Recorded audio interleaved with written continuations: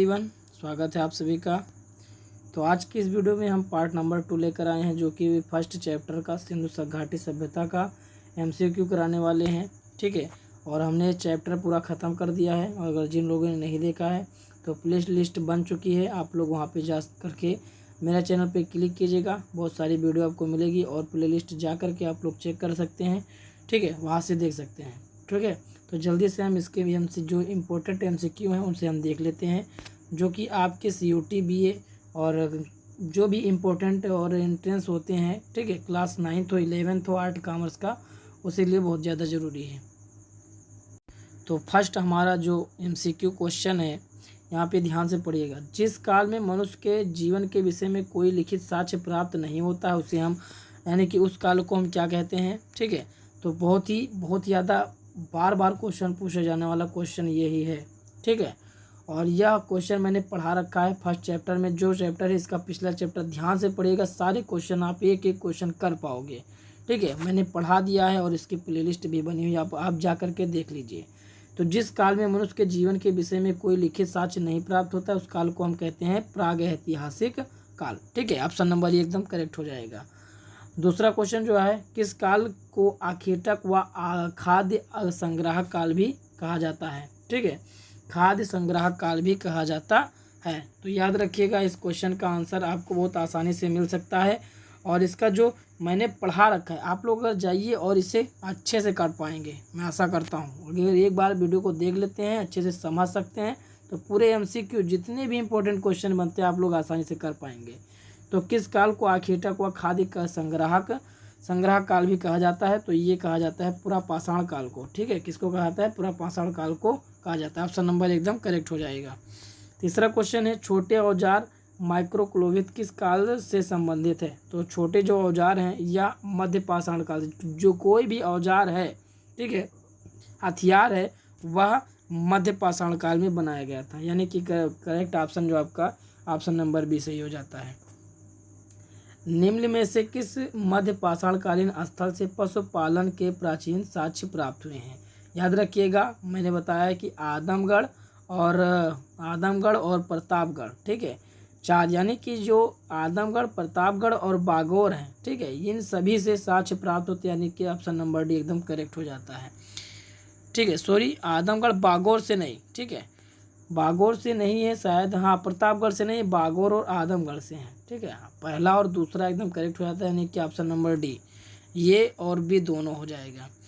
फिर है, मानव के अस्थायी निवास की प्रकृति किस काल में विकसित हुई। अस्थायी प्रकृति, ठीक है, अस्थायी यानी कि रहना कहाँ से सीखा था, तो यह जो सीखा था यह हो जाएगा नवपाषाण काल में। ठीक है, कृषि करना, रहना, ये सब अस्थायी निवास कहाँ से सीखा था। रहना, खाना बनाना यानी कि खाना उत्पादन करना, भोजन उत्पादन करना, यह नवपाषाण काल में ही इन्होंने सीख लिया था। ठीक है, नवपाषाण काल में किसका आविष्कार हुआ था। नवपाषाण काल में किसका आविष्कार हुआ था, तो याद रखिएगा, पहिए की खोज की जो थी यह नवपाषाण काल में हुई थी। पूरे क्वेश्चन मैंने करा रखे हैं। क्वेश्चन अगर आप लोग मतलब पार्ट को अच्छे से अगर पढ़ लो तो जितने भी एमसीक्यू बनने वाले सभी आपको आसानी से हो सकते हैं। ठीक है, तो मेरी आशा ही है कि आप लोग पहले चैप्टर पढ़िए, उसके बाद जितने भी एमसीक्यू हैं उसे आप करिए। ठीक है, और मैं ज़्यादा से ज़्यादा कोशिश करूँगा कि इसी तरीके से आपका चैप्टर चलेगा। ठीक है, और उत्तर प्रदेश के किस बेलन घाटी में स्थित, मतलब उत्तर प्रदेश के बेलन घाटी में स्थित कोल्डीहवा नाम स्थान से किसके साक्ष्य मिले हैं। तो याद रखिएगा, मैंने इसे पढ़ा रखा है, तो इसे मैं बता सकता हूँ। ऑप्शन नंबर से एकदम करेक्ट होता है, चावल के साक्ष्य वहाँ से प्राप्त हुए हैं।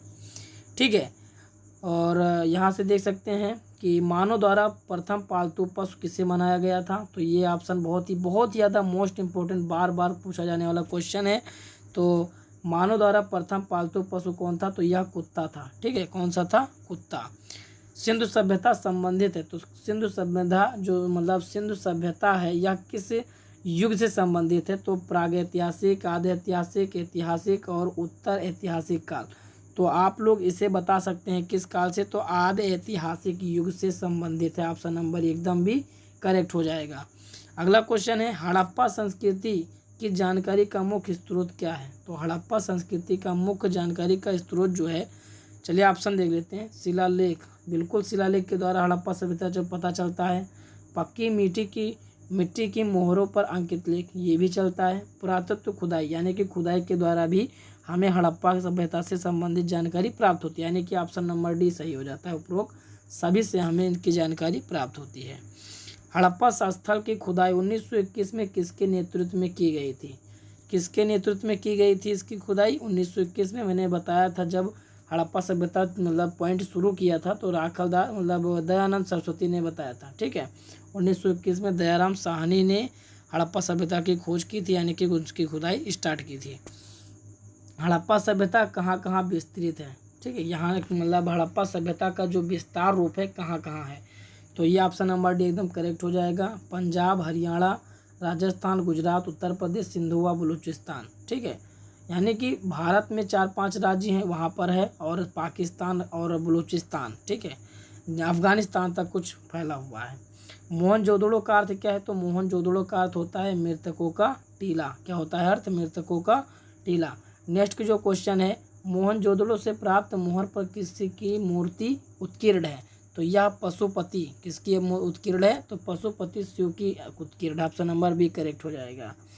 15 वाला क्वेश्चन जो है, सैंधो सभ्यता में बृहद स्नानागाह कहाँ से प्राप्त हुई? देखिए ये क्वेश्चन मैंने करा रखा है, बहुत सारे जितने भी क्वेश्चन बने इस चैप्टर में मैंने करा रखे हैं। आप लोग अगर ध्यान से देखते हैं तो सारे क्वेश्चन मैं आशा करता हूँ कर पाएंगे। तो सैंधो सभ्यता जो बृहद स्नानागाह है मतलब स्नानागार है, यह मोहनजोदड़ो से प्राप्त हुई है। कहाँ से प्राप्त हुई है? मोहनजोदड़ो से। ठीक है, ऑप्शन नंबर भी करेक्ट हो मतलब सी करेक्ट हो जाएगा। जुते हुए खेत के साथ सिंधु सभ्यता में किस स्थल से प्राप्त हुए है? जुते हुए खेत, ये भी मैंने करा रखा है, तो ये कालीबंगा आपका आंसर करेक्ट हो जाएगा। सिंधु सभ्यता के लोगों के आर्थिक जीवन का मुख्य आधार क्या था? जैसे पैसा कमाते थे, तो याद रखिएगा जो पैसा जो कमाते थे वह ऑप्शन नंबर डी करेक्ट हो जाए, क्योंकि कृषि भी करके पैसा कमाते थे, शिल्प भी कमाते थे, पशुपालन भी करके कमाते थे। ठीक है, आर्थिक जीवन का मूल आधार भी इनमें से सभी होगा। सैंधो समाज का स्वरूप कैसा था, यानी कि वहाँ पे कैसा शासन चलता था, किस प्रकार से वहाँ पर होता था? तो ये ऑप्शन नंबर एकदम बी करेक्ट हो जाने कि वहाँ पे जो सैंधो समाज था वह मातृसत्तात्मक था, यानी कि वहाँ पर माताएं सत्ता में मतलब सत्ता का काम करती थी। ठीक है, वहाँ पे जो सत्ता था माताओं का था। सिंधु सभ्यता के निवासी किस वस्तु के उत्पादन में प्रथम थे? याद रखिएगा, इस क्वेश्चन को मैंने भी करा रखा है, बहुत ही ज़्यादा मोस्ट इम्पोर्टेंट। कपास के लिए, और कपास के उत्पादन के लिए इसे हम सीडोन के नाम से भी जाने थे, सीडोन। ठीक है, सीडोन के नाम से भी इसे जाना जाता था। यूनानी ने कहा था मतलब सिंधु घाटी सभ्यता को सीडोन ने किस भाषा की मतलब किस शब्द से को इसकी संज्ञा दी थी? तो सीडोन की संज्ञा दी थी। ठीक है, और क्योंकि किस लिए दी थी? क्योंकि यहाँ पे कपास की ज़्यादा उत्पादन की जाती है। ठीक है, इसके लिए। सिंधु सभ्यता की लिपि कौन सी थी? मतलब किस सिंधु सभ्यता की लिपि कौन सी है जो कि अभी पढ़ी नहीं जा सकी? यानी कि इसका आंसर हो जाएगा चित्रात्मक, यानी कि भाव चित्रात्मक। ऑप्शन नंबर सी करेक्ट हो जाएगा।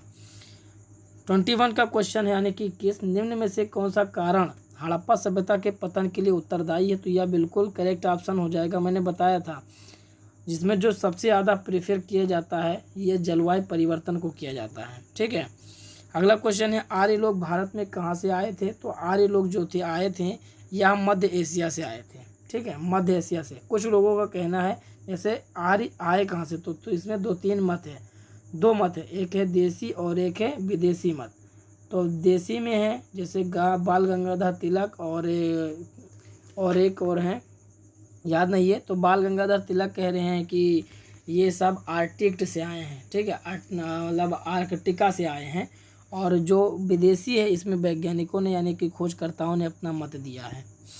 और जिसका जो ये बता रहे हैं कि यार लोग कहाँ से आए हैं, तो ये हैं मैक्स मुलर का कहना है कि ये मध्य एशिया से आए हुए हैं। ठीक है, और अगला क्वेश्चन है, ऋग वैदिक काल की समय अवधि क्या है? तो ऋग वैदिक काल की समय अवधि आप सभी को पता होगा कि कितनी है? तो ऑप्शन नंबर सी एकदम करेक्ट हो जाता है कि 1500 से 1000 ईसा पूर्व। ठीक है, 1500 से 1000 ईसा पूर्व की है।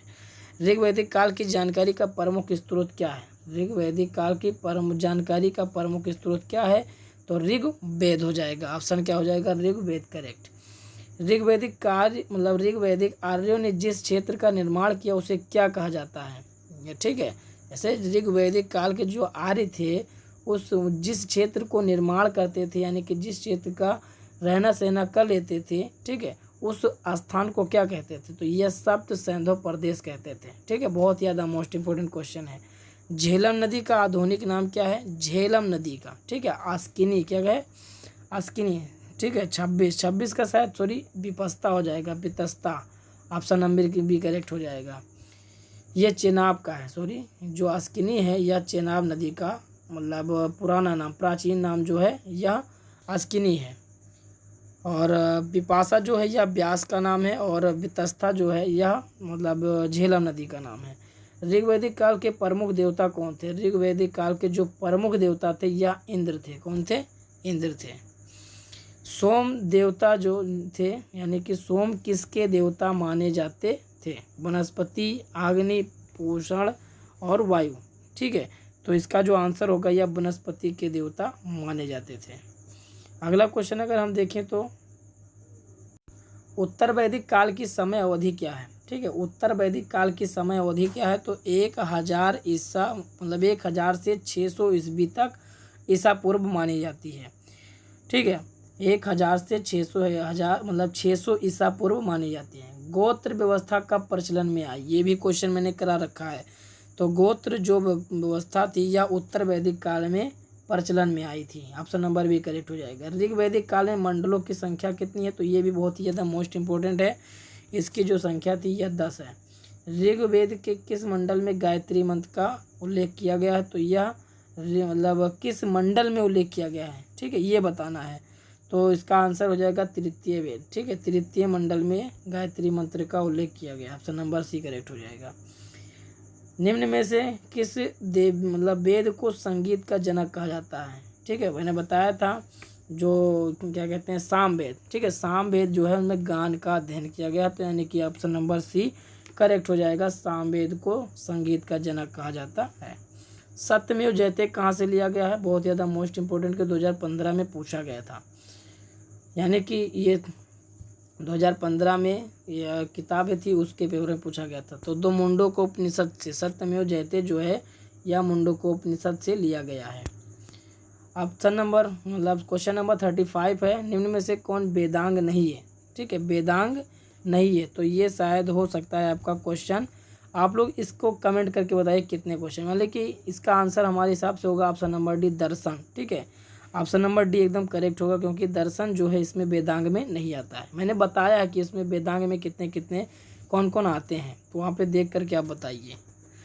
योग दर्शन का प्रचलन किसे माना जाता है? तो योग दर्शन का प्रचलन किसके द्वारा किया गया था, उसका प्रवर्तक कौन है?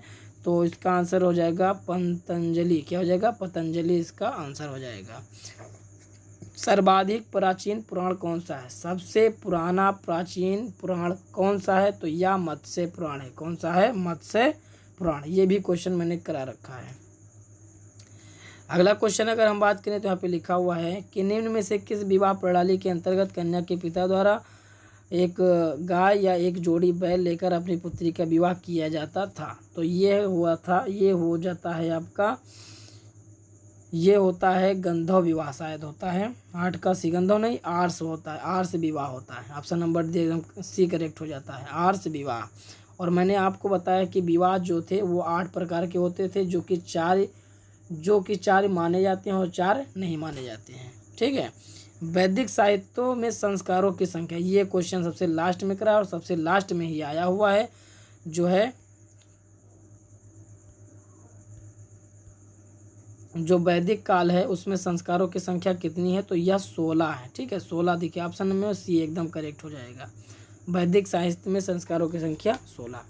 तो जितने भी MCQ थे मैंने करा दिए हैं और कोशिश करूँगा कि और भी MCQ कराऊँ। तो नेक्स्ट अब हमारा नेक्स्ट चैप्टर शुरू होगा, ठीक है, जो कि बहुत ज़्यादा मोस्ट इम्पोर्टेंट है। उसी तरीके से आप लोग देखते रहिए और हमारी प्लेलिस्ट बनी, जिन लोगों ने अभी तक नहीं देखी है तो चैप्टर को जा कर के देख लें, फिर उसके बाद MCQ करें तो और ही अच्छा मज़ा आने वाला है, ठीक है।